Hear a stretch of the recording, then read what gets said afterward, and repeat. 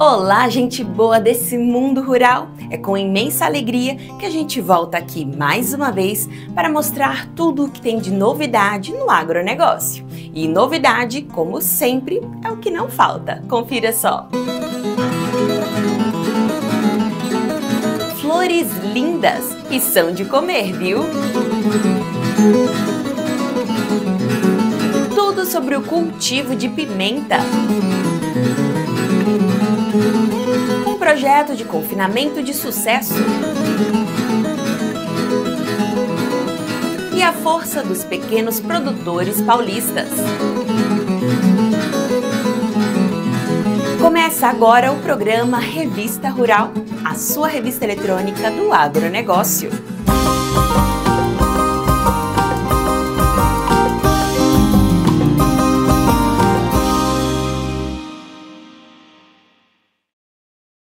Pessoal, o programa já vai começar de vez, mas antes, já dá um joinha aí. Quem ainda não se inscreveu, se inscreva. E depois, se gostar do que viu, comente aqui embaixo. Você não faz ideia de como isso é importante pra gente. Vamos lá, não custa nada. E aí, posso contar com você? Então vamos lá. Tem gente que planta alimento, tem gente que planta flor. E tem gente como esse produtor de Campos do Jordão, interior de São Paulo, que planta flor que é alimento. Não entendeu? Então confira a reportagem.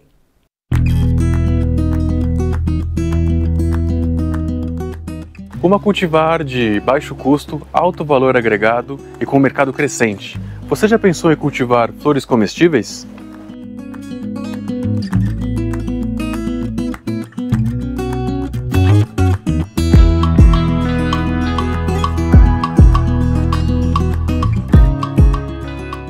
A aquaponia é um sistema que mistura aquicultura, criação de organismos aquáticos como peixes ou lagostas, com a hidroponia, substituindo a solução nutritiva que seria aplicada na água pelos nutrientes produzidos por esses animais. A aquaponia, nós nos preocupamos com o todo, né? Como trabalhamos com peixes que irão dar o nutriente que a planta precisa, então nós precisamos se preocupar com todos. Hoje nós trabalhamos com uma ração específica desenvolvida pela Faculdade de São Paulo. É uma ração específica que já faz esse controle, já existem estudos sobre isso.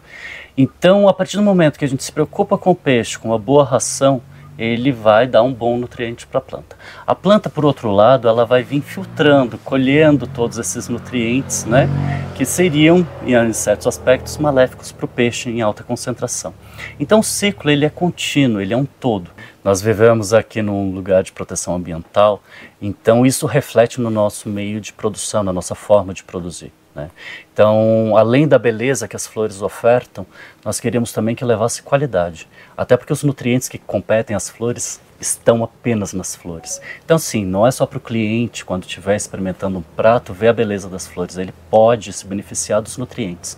Então, não utilizamos nenhum tipo de produto químico, seja para os peixes, no tratamento dos peixes, tudo sempre natural, da mesma forma com as plantas. Qualquer tipo de repelente ou coisas que a gente precise, tudo de forma natural. Isso encarece ou barateia a produção? Quando o sistema ele já está funcionando, né, porque existe um tempo para o sistema girar, né, digamos, criar a estrutura necessária, né, as bactérias se desenvolverem, ali a gente tem um pouquinho de problema durante essa fase. Depois do sistema estabilizado, que é mais ou menos 28 dias, o sistema mesmo começa a funcionar sozinho. Então acaba sendo bem menos trabalhoso do que outros métodos de produção que eu já experimentei. Antes você produzia em hidroponia. Isso. E agora você mudou para aquaponia. Quais são as diferenças e as vantagens no seu caso? Então, a hidroponia para a linha de produção, antes de produzirmos flores, né, nós produzimos alfaces, rúculas, enfim. Já existem estudos, né, no Brasil, estudos internacionais, então para a linha de produção desse tipo de produto, vale a pena a hidroponia, né, porque já tem estudos mais específicos e vai ofertar um produto de melhor beleza, maior qualidade, obviamente na linha de produção. Na linha das flores, nós optamos por mudar, porque É diferente a produção de flores para a produção de um alface, é bastante diferente. E nós estávamos sentindo um pouco de dificuldade em relação à hidroponia e flores comestíveis. Foi quando eu já tinha estudo sobre a aquaponia, vindo da Embrapa Tabuleiros Costeiros de Sergipe. Falei, vamos mudar a produção, vamos tentar essa nova produção. E realmente a gente está vendo aí o resultado, está valendo a pena. 2 anos nessa linha e está valendo a pena. Agora falando mais sobre a saúde das flores. Vocês estão aqui em uma região que é essencialmente fria. O frio ajuda ou dificulta na produção? Então, é muito recente para estarmos falando isso, né? Apenas 2 anos de estudo ainda sobre aquaponia e flores comestíveis. O que eu vou falar agora ainda vai estar como uma opinião própria, não o estudo ainda. Até porque nós não temos muito estudo de aquaponia e tampouco produção de flores comestíveis, né? Sobre a questão do frio, nós temos as flores de inverno. Ótimo, então naturalmente elas se adaptam muito bem. Por sinal, eu acho que são as mais bonitas do mercado, são as flores de inverno. Por outro lado, os peixes acabam sofrendo um pouco, né? Essas baixas temperaturas acabam influenciando um pouco o peixe. Então, se nós fôssemos produtores aquapônicos que quiséssemos tirar vantagem tanto do peixe quanto da planta, aí nós teríamos problema. Hoje nosso foco são as plantas, então os peixes acabam sofrendo um pouco mais de estresse, às vezes uma ou outra morte. Durante esses 2 anos fomos experimentando diversas coisas. Dentre essas coisas estava aquecer a água, né, para dar mais conforto ao peixe. Gerou mais problema em desenvolver doenças. Então nós acabamos parando. Hoje o sistema funciona, está frio, o peixe sente um pouco, às vezes a gente perde um ou outro. E, como eu falei, ainda não conseguimos equilibrar para ter lucratividade no peixe e lucratividade na planta. Nós optamos apenas pela planta. Falando de fornecedores, vocês têm que se preocupar tanto com os fornecedores de flores quanto com os de peixe também, não é? Sim, sim, sim. Ao longo desse tempo já produzimos flores, antes mesmo de ser aquaponia, era por hidroponia. Nós buscamos, né, produtores orgânicos, temos alguns contatos específicos para isso. Então nós adquirimos essas mudas orgânicas, produzidas em solo mesmo. Quando chega aqui para a gente, vamos fazer a lavagem dessas raízes e elas vêm para o sistema, tá? E sobre os peixes, né? Os peixes temos trabalhados com a linha ornamental. Por quê? Porque já são peixes mais resistentes, exemplo de carpa, exemplo de quinguio, que o peixe você encontra hoje em qualquer lugar, né? Aí eles passam por uma quarentena, ficam aqui com a gente, passam por uma quarentena para não terem doenças, porque podem vir com algo e logo depois são inseridos no nosso sistema. Falando sobre polinização, como é que vocês fazem? Vocês deixam na mão das abelhas para polinizar? Isso mesmo, se você observar, a parte da estufa ela é aberta, nós temos produção de abelhas aqui um pouco mais à frente na fazenda e realmente aqui o objetivo é ser tudo o mais natural possível, nós não utilizamos nenhum tipo de defensivo químico, então realmente a natureza trabalhando sozinha, um colaborando com o outro. Quais são as principais pragas e doenças que vocês têm que lidar aqui com as flores? Então, aqui na nossa região nós sofremos de míldio, né? E como disse a você, nós não trabalhamos com defensivos químicos, né? Então o míldio para a gente acaba sendo um problema. Um problema até certo ponto. Deixamos de trabalhar com as plantas que são mais suscetíveis ao míldio, que era muito mais fácil do que o controle. O restante, a hora que nós vamos falar de defensivos, a gente utiliza os naturais. Sofremos com um pouquinho de pulgão, aí vamos lá para uma água com vinagre, vamos sempre produtos naturais. Como eu disse, depois de estabilizado o sistema, né, a planta está se alimentando bem, as raízes estão saudáveis, se a planta está se alimentando bem, ela naturalmente cria resistência à doença. Então, automaticamente, o nosso sistema também de defesa, né, os princípios ativos naturais, acabam tendo um bom efeito.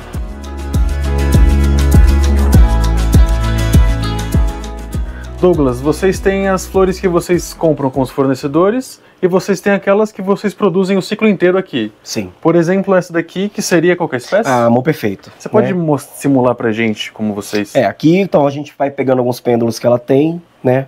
Só observar aqui, porque geralmente está tudo aberto, porque inclusive a gente deixa ela no sol para que ela comece a secar, né? Aí a gente pega aqui, aí são sementes minúsculas, né? Pra gente ver se vai conseguir eclodir. e a gente faz a inserção delas aqui na espuma fenólica, que é para poder justamente a gente já ver que elas vão começar a germinar, né? E aguardar o tempo delas, né? O tempo delas que elas vão começar a germinar para poder a gente conseguir colocar lá no sistema, né? Inclusive, quando algumas plantas vão saindo as sementes, a gente só vai pegando e fazendo a semeadura, né? Para poder conseguir estar fazendo elas voltarem para o ciclo. Essa daqui não vai direto para a água? Não, agora. Ela fica na bancada ali fora, então ela vai fazer, né? Fica no escuro, inclusive. Aí depois a gente coloca ela pro claro. Quanto tempo mais ou menos de bancada? Essa de bancada, na bancada no escuro, ela vai ficar praticamente uns 6, 7 dias. Aí depois a gente coloca para claridade na bancada. Assim como florestas e campos têm diversas espécies, formatos, cores e tamanhos, uma produção de flores comestíveis também é embelezada pela diversidade. Fala um pouco sobre as espécies que vocês produzem aqui. Então, hoje a gente está aqui com as cravinas, tem as prímulas aqui também, as margaridas amarelas, as torênias que estão aqui, são essas que estão aqui na borda, que tem azulada, rosa, azul, né, meio violeta. As amores perfeitos estão em vasos ali na frente, porque com essas mudanças algumas não estão conseguindo desenvolver, né, até a inserção da aquaponito, a gente está fazendo ela em vasos por enquanto, para que a gente consiga tê-las agora na questão do inverno. O que os clientes, os restaurantes priorizam? Então, além da beleza, que é fundamental, eles prezam muito pela questão da durabilidade, né? Pelos pratos serem quentes, né? A maioria deles, inclusive.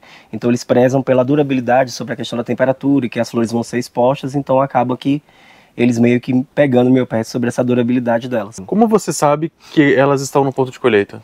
Aqui a gente observa até, a gente faz essa questão da abertura, que é quando elas estão no ponto de ser colhidas, né? Que como é que é frio. Então, pelo dia elas ficam fechadas e quando chega mais próximo ao meio-dia elas começam a abrir, né? Pela questão da temperatura. Mas aí quando elas abrem aí já está pronta para a colheita. Vamos colher um pouquinho então? Vamos então colher um pouquinho. Pode colher aqui, ó. Então eu vou colher a cravina. Vamos encher um pote aqui.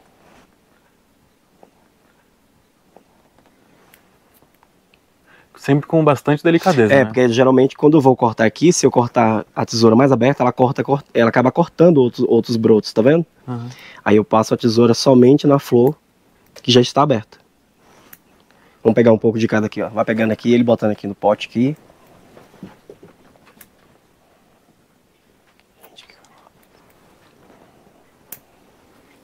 Quando vocês vão vender, cada pote tem diversas espécies também, ou... Geralmente eles me pedem um mix, né, para não ficar de uma espécie única. Aí eu vou pegando, e vou colhendo, e vou fazendo, eu já sei praticamente o gosto de cada um deles, né, dos restaurantes.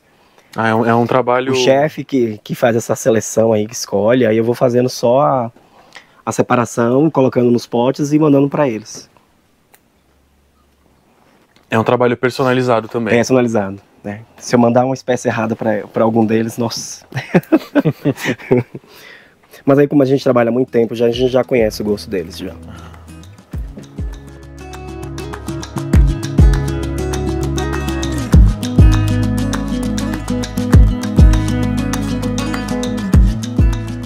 Esse pote aqui, cheio, com flores, quanto vocês vendem? Esse pote está custando R$32, ele vem com 40 unidades de flores. Aí o cliente tanto escolhe a questão, tanto da questão do mix, ou da parte que temos algumas opções também, que é a flor específica, e a gente consegue fazer a tabelação, de acordo com a revista.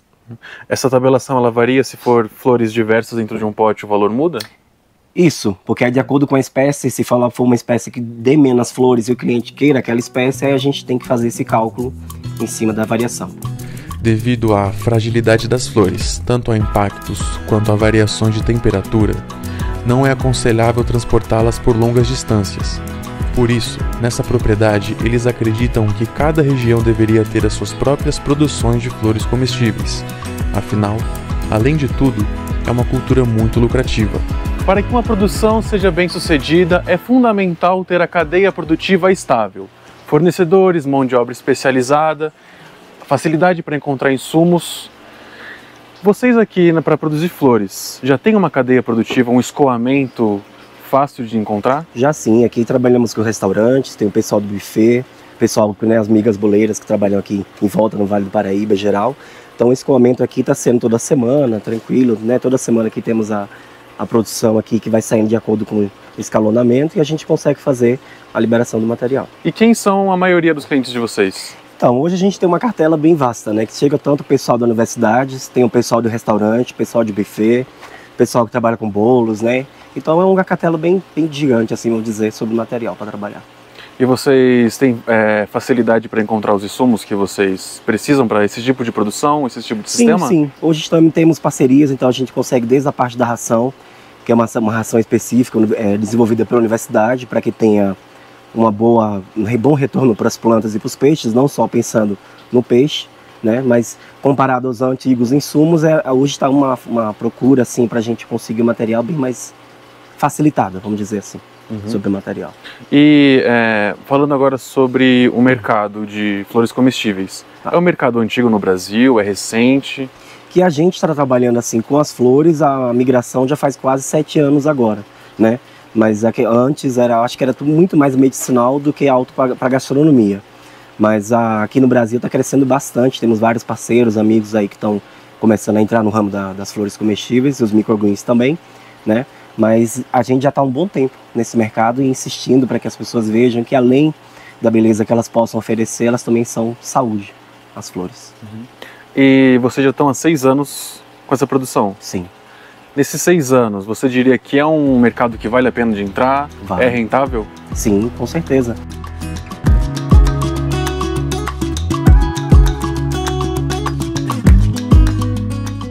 Luiz, a gente tanto falou de flores comestíveis, mas agora está na hora da gente provar as flores comestíveis. Pode começar, por favor. Vamos lá. Aqui vão algumas sugestões, né, sobre sabor e como utilizar. No caso das margaridas, né, que tem um sabor suave, então vai ornar com qualquer prato. Mas o fantástico delas, além delas serem bonitas, é utilizar as pétalas, tá? Para enfeitar justamente, decorar esse fermente. Bem suave, bem delicada. Não vai interferir diretamente no sabor do seu prato, só vai iluminar, né? Temos aqui o caso daí das cravinas, né? A cravina ela já é um pouco mais fibrosa, embora o gosto também um pouco neutro, ela já é mais fibrosa. Então o que nós recomendamos? Fibrosa e com bulbo amargo. Então recomendamos que retire-se o bulbo e utilize também somente as pétalas, tá? Na hora que você experimentá-la, você vai ver que ela é mais fibrosa, então ela é mais resistente, aguenta um pouco mais altas temperaturas, coisas do gênero. A prímula, extremamente delicada, né? Mas para pratos frios, delicados, recomendamos do mesmo jeito. Retira-se o bulbo e come só a pétala. Nesse caso, o bulbo também é amargo? Levemente amargo. Menos do que da cravina. Dentre a primeira e a segunda já tem uma diferença de sabor bem grande. Né? A mais delicada de todas, né? Com o melhor sabor, é o Amor Perfeito. A mais delicada. Essa daqui é fantástica. Amor Perfeito, inclusive, a gente encontra em alguns quintais, né? Sim, sim. Essa é de melhor sabor, mais delicada, né? Combina com tudo, não vai influenciar no sabor do prato. Saborosa mesmo. Né? Do mesmo jeito, essas outras. Extremamente delicadas, ótimas para drinks também. Também recomendamos tirar a parte de baixo, né? Consumir somente as pétalas. Extremamente delicada, sabor suave. E ainda é linda, né? E ainda é linda. Aí a gente consegue fazer isso, né? Enfeitar um prato, decorar, iluminar, né? A cravina também a gente pode utilizar ela só para iluminar, não colocar a flor inteira, né? A gente despetala ela e só decora o prato com as suas pétalas.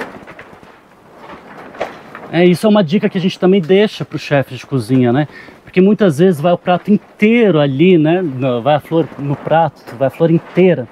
Dificilmente o cliente vai experimentar, né? Então a gente tem que saber a hora de colocar uma flor inteira e a hora da gente estar aí despetalando ela para enfeitar esse prato.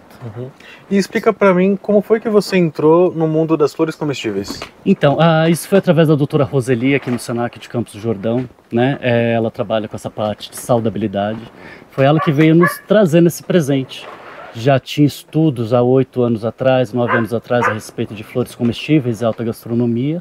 E ela veio nos trazendo esse presente, né? Por que não produzir esse produto que ainda estava escasso na época no mercado, um nicho de mercado?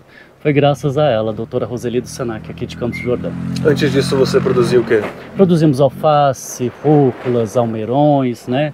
E é para essa parte de folhosas mesmo. E ela que recomendou fazer essa transição? Exatamente. Até por Campos do Jordão ser uma cidade fria, né? Nós não temos um hábito contínuo de salada. Falou, Fernando, já que você está sentindo uma dificuldade de mercado, por que você não transforma, não vai para a produção de flores comestíveis? Acatei a ideia, começamos os estudos, estamos aí já há 6 anos. Foi com ela que teve a parceria da ração para o peixe? Ah, não. Da parceria da ração do peixe foi o Bruno Cesari, né, da USP.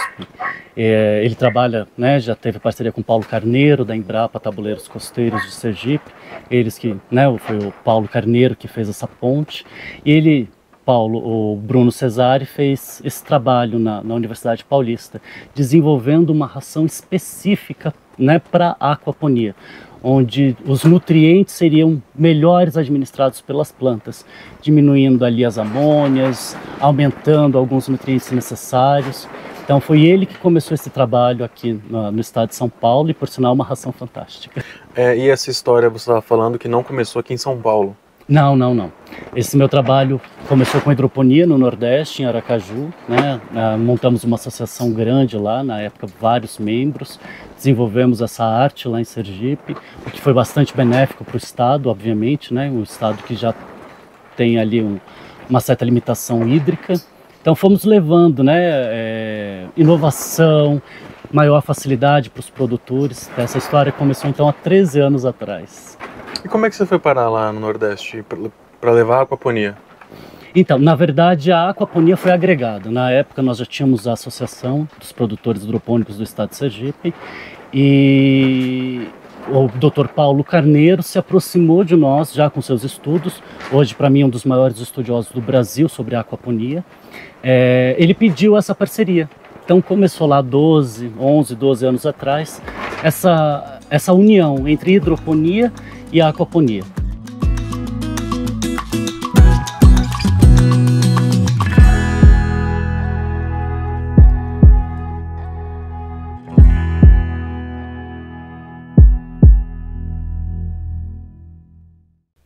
Você que está assistindo o nosso programa através do YouTube, queria te pedir uma coisa.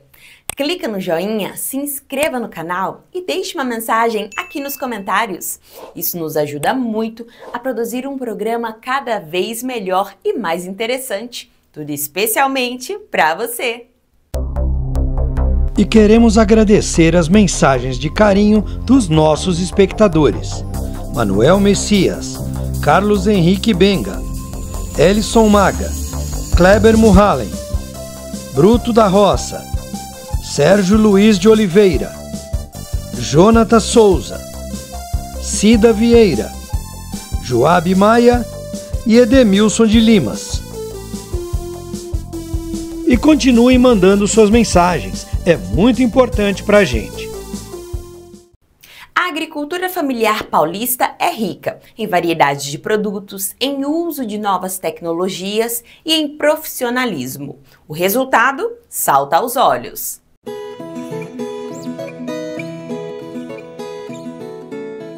Que o agronegócio é muito forte no estado de São Paulo, isso ninguém duvida. Mas a agricultura familiar tem crescido cada vez mais e oferecido ao consumidor final uma diversidade grande de produtos. A jaracatiá é uma planta nativa da Mata Atlântica e frutifica entre fevereiro e março. Na cidade de São Pedro, são mais de 40 pequenos produtores que trabalham com esse fruto, produzindo compotas, cachaças e até mesmo cerveja. E para alguns deles, trabalhar com a fruta é mexer com lembranças de família. Isso vem das memórias da avó Teresa, da avó Tica. Elas faziam essas compotas, inclusive faziam cristalizada, guardava nas latas, a gente comia e lembrava uma tâmara, inclusive, ficava molhadinha por dentro, sequinha por fora, uma delícia. E dessas memórias a gente começou a perceber que o jaracatiá estava em extinção. Tanto que hoje a gente tem um projeto de reflorestamento da Serra do Itaquiri, nós distribuímos só esse ano mais de 4.000 mudas. E com essas memórias a gente começou a desenvolver as compotas, os produtos, e isso é legal, porque além do impacto na natureza, gera renda para os pequenos produtores e realça uma cultura que estava se perdendo, a cultura do jaracatiá. Você sabe que através do jaracatiá dá para a gente contar a história do Brasil. Desde os primeiros jesuítas, bandeirantes, já tinha relatos do jaracatiá como remédio e como elemento culinário na história do Brasil. Mesmo estando na 4ª geração de produtores dos derivados do leite de vaca, há 20 anos um casal resolveu inovar e investir nas cabras, produzindo diversos tipos de queijos. Nós compramos uma propriedade pequena e começamos com as cabras, né? Então, numa pequena propriedade, com a agricultura familiar, a gente consegue gerar bastante riqueza. Hoje, para vocês, qual que é o principal desafio como agricultor familiar de São Paulo, no negócio, no dia a dia mesmo? O grande desafio sempre é a venda, né? É o comércio. E as pessoas darem valor ao produto artesanal, local, produzido com qualidade, de forma segura. Hoje a gente tem uma pegada de carbono bem baixa, porque os dejetos das cabras voltam para as capineiras, voltam como adubo, então isso é algo que é importante. E para nós, a venda atrelada ao marketing do produto, né? Do portfólio de vocês hoje, o que mais se destaca, o que o pessoal procura mais para comprar?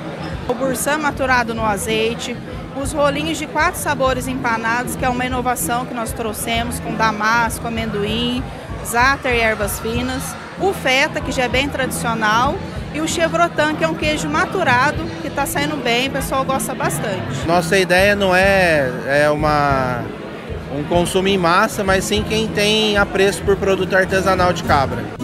20 anos também é o tempo que o palmito é plantado na fazenda Vale do Pupunha. Por lá, diversas receitas foram desenvolvidas numa área que conta com 100 mil palmeiras. Hoje a gente tem mais ou menos umas 1000 receitas, que varia desde palmito doce aos palmitos salgado. Então a fazenda é aberta ao turismo, então as pessoas vão lá, cortam o palmito e aí a gente prepara esse palmito que eles cortaram. Então a pessoa vai chegando lá, eles vão ter pelo menos uns 20 pratos à base de palmito, tanto doce quanto salgado. Então a gente já faz isso, até cerveja a gente já faz já. Através do amplo portfólio, o objetivo da família é mudar o conceito sobre o palmito. Quando a gente fala de palmito, todo mundo pensa do palmito na gôndola do mercado ou em conserva. Só que com o palmito você consegue desenvolver vários produtos além dele em conserva. Então a gente é um mundo que, enfim, você desenvolve várias coisas com palmito e é isso que a gente faz. Presidente Prudente é conhecida como a terra da batata doce e pequenas empresas da região fazem parcerias com os produtores para desenvolver receitas que dão água na boca. Lá em Prudente nós somos muito bem recebidos, inclusive eles têm uma cooperativa e ajudam nós que somos os culinaristas, né, da região. Então nossa relação é uma relação de parceria, uma via assim de dupla, uma via dupla. E agora, para a gente fechar, o que mais faz sucesso das tuas vendas? É lógico que a minha geleia de batata doce com conhaque, que é algo assim inusitado que nós fazemos lá de Prudente e hoje nós estamos mostrando para o Brasil afora.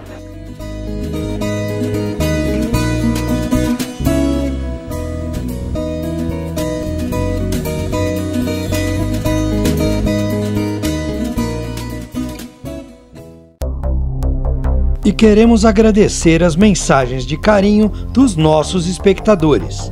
Walter Gomes, Paulo César Crispim, Luiz Alves, Veiga Luiz Rosino, Eliseu Pinheiro, Geraldo Ferreira, Lacir Albino, Jurandir Bruck, Rosamari Godinho e Isael Moraes. E continuem mandando suas mensagens. É muito importante para a gente.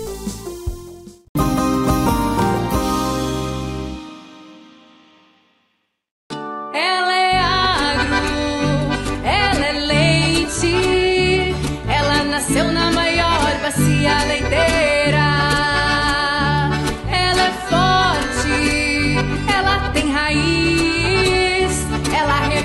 a grande parte dessa nação brasileira. Agroleite 2024, Horizontes em Sintonia, de 6 a 9 de agosto em Castro, Paraná. A vitrine da cadeia do leite espera por você.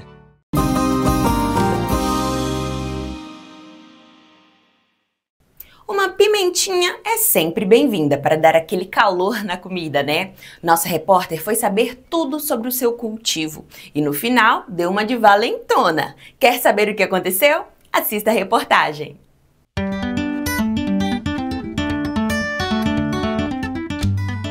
Existem vários tipos de pimenta, mas na hora de cultivar, saber a finalidade, quem é o público comprador faz toda a diferença. Essa aqui que é comprida, por exemplo, é ideal para a indústria. Humberto, conta pra gente quais os diferenciais dela. Exatamente. Hoje a indústria de processamento de pimenta, voltada para a produção de molho, esse molho que vocês são acostumados a comer em casa, o diferencial é o tamanho. A pimenta ela tem que ter um tamanho e uma parede bem espessa, que é o que vai dar o volume para o molho. Não adianta a indústria querer uma pimenta muito ardida, porém se ela for muito pequena não dá rendimento, não dá volume na fábrica. Então ela tem que ter tamanho, parede grossa e uma boa ardência. O cultivo dela sempre assim em campo aberto? Sempre em campo aberto. Hoje o cultivo de pimenta para processamento, vamos falar que mais de 90% é em campo aberto. Porém, a gente tem produtores também que produzem em estufa. Além de escolher a variedade, quais são os outros cuidados que o produtor precisa ter com relação ao solo, todo o planejamento? Sim, ele tem que fazer uma adubação bem feita no início e durante todo o desenvolvimento e completando essa adubação. A partir do momento que ela começa a frutificar, ela tem uma maior exigência, principalmente o potássio, então o produtor tem que fazer todo esse manejo. E não somente o nutricional, mas também pensando nessa parte de sanidade, um controle de pragas, doenças bem feito. E com relação à irrigação? Porque tem água aqui, né? Sim, com certeza. Você pode ver que esse é o momento onde a pimenta mais absorve água, que é quando ela está enchendo seus frutos. Então nesse momento é um momento bem crítico, onde o produtor tem que ficar bem atento ao manejo de irrigação. Com foco na produtividade, é importante saber o momento ideal de cultivo e escolher variedades mais resistentes. A gente posiciona sempre no cultivo do verão, que é onde faz um calor. O frio ela tem uma tendência a produzir um pouco menos, então a pleno verão é o momento ideal. Com relação a pragas e doenças, tem alguém que é mais ali, um agente mais influente nessa área?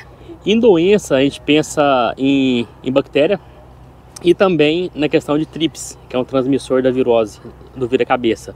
E hoje, né, esse material, nós temos a tolerância tanto para Xanthomonas, que é uma bactéria, e para o vira-cabeça, que é um vírus transmitido pelo trips. Do cultivo até a colheita, quanto tempo leva mais ou menos? Vamos falar que do transplantio até a colheita vai ser em torno de 120 dias.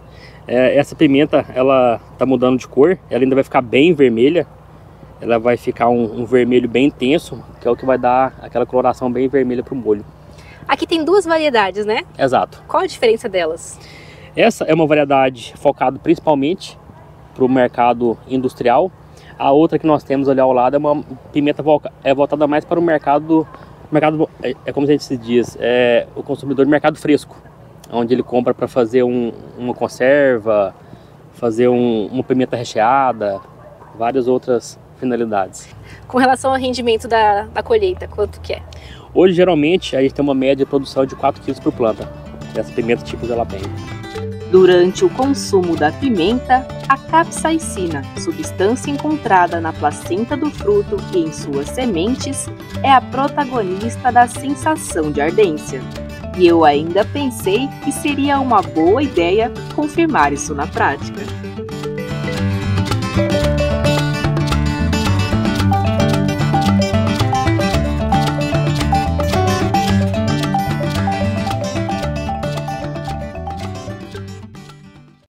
É cada vez maior o número de cooperativas de confinamento de bovinos. Hoje, a gente vai conhecer uma das maiores e mais bem-sucedidas.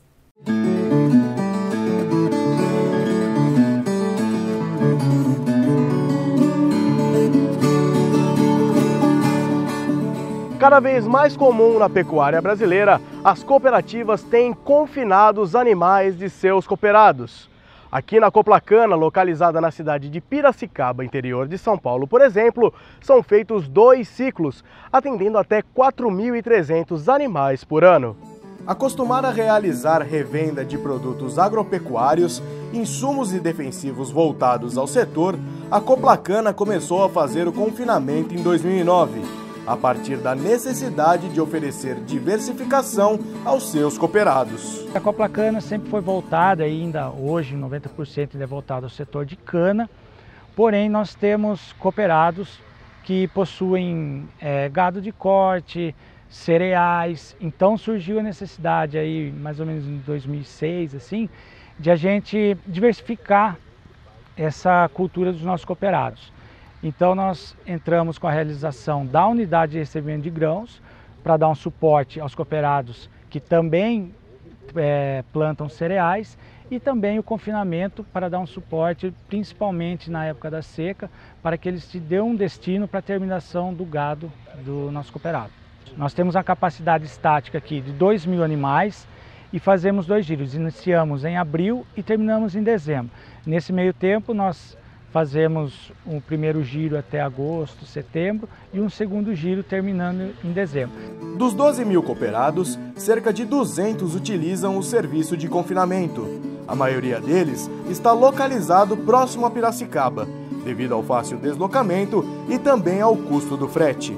Nós temos aqui uma equipe, que nós temos do confinamento, e é feito um contato para fazer o agendamento, a disponibilidade de baias. Nós temos aqui baias de 25, 50 e 100 animais, a capacidade, Então forma-se o lote, ele agenda e traz os animais. Os animais ficam em média 90 a 100 dias, ganham em média 1,5 kg por dia de ganho de peso, e no final do ciclo daí ele vai para o abate. Nós temos aqui 2 frentes de manejo.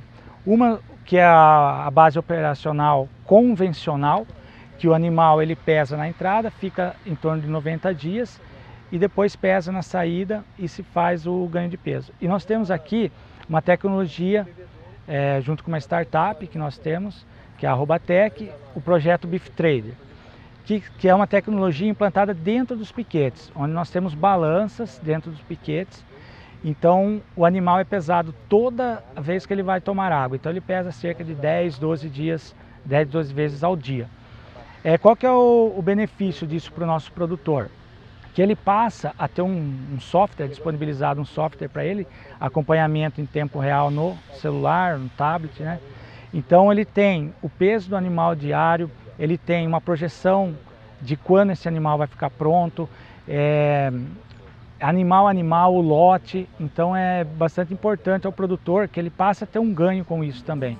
Há um ano a DSM Tortuga se juntou à Coplacana, com o objetivo de desenvolver o confinamento e profissionalizar esta operação.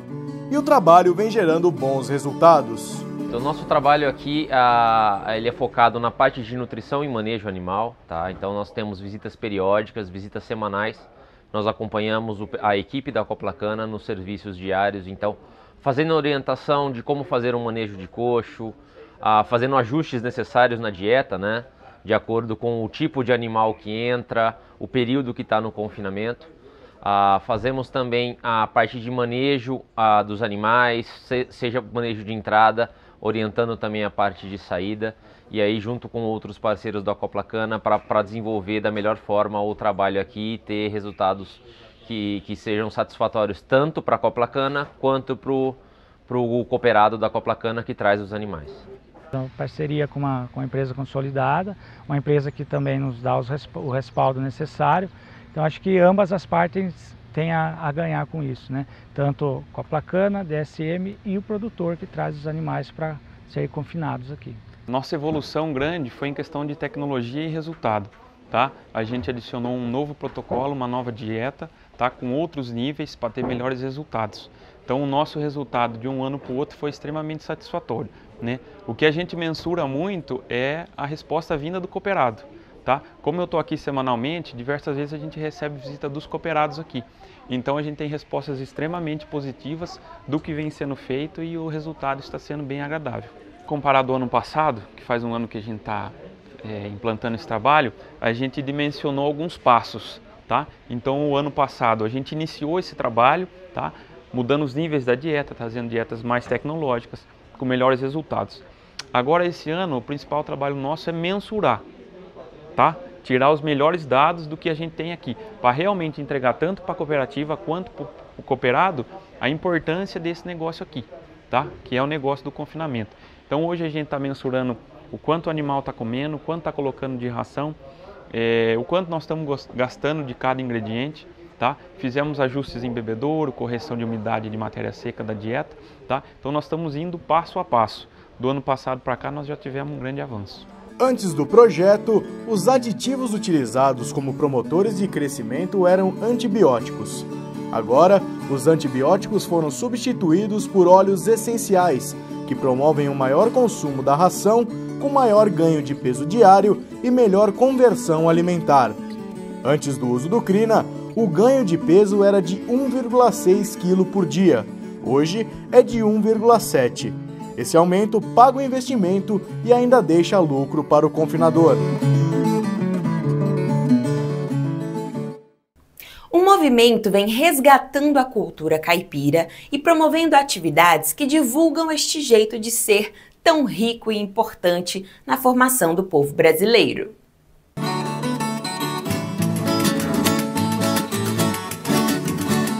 Uma boa moda de viola, um café coado no pano e aquela comida feita no fogão a lenha.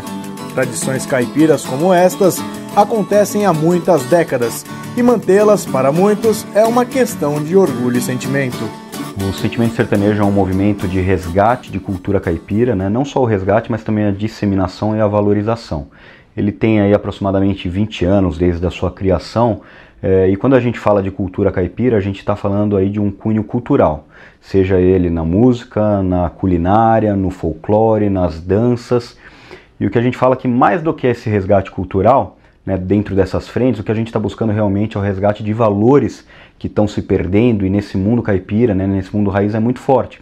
São valores como o amor ao próximo, o respeito ao próximo, à família, aos amigos, à natureza. Então esse é o sentimento sertanejo. Pelo Brasil, as manifestações culturais sertanejas, apesar de numerosas, nem sempre contam com ampla visibilidade. E o surgimento de movimentos como o das orquestras de viola caipira, por exemplo, ajudam a manter o legado vivo.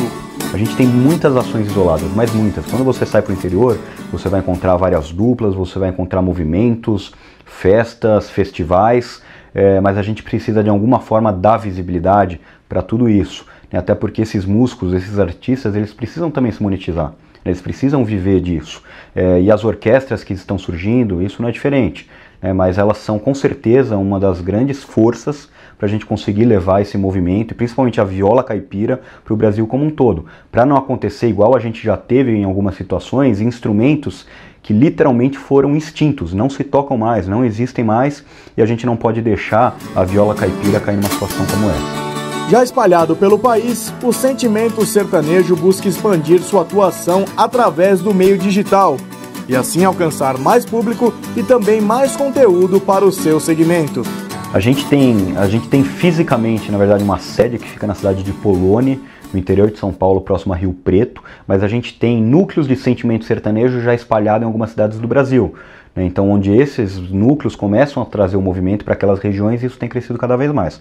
Mas agora o que com certeza vai dar um boom e a gente vai conseguir dar uma capilaridade e visibilidade maior, vai ser através da internet. Então a gente já tem uma página no Facebook, então convido todos a acessarem a página do Sentimento Sertanejo, assim como no YouTube, mas a ideia é que muito em breve a gente já está preparando tudo para conseguir lançar isso ainda dentro do primeiro semestre. A gente vai ter um grande portal de informação, de resgate, onde a gente vai conseguir dar visibilidade de tudo que acontece no Brasil, independente se é do sentimento sertanejo, mas que a gente entenda que tem o cunho caipira. A gente vai ter o que a gente está chamando de Google Maps do sertão, então é um Google Maps onde a pessoa abre naquela região, a gente vai mostrar quais são os pontos de cultura, pode ser desde culinária até um movimento musical, um luthier, né, de viola e violão que tem naquela região. Então o que a gente quer realmente com este portal vai ser dar visibilidade e garantir que essa cultura não vá se perder e mais pessoas no Brasil vão conhecer essa riqueza.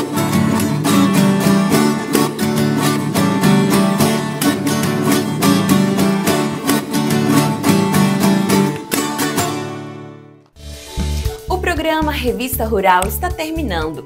Não esqueça de se inscrever no canal e clicar no sininho para ficar por dentro de tudo.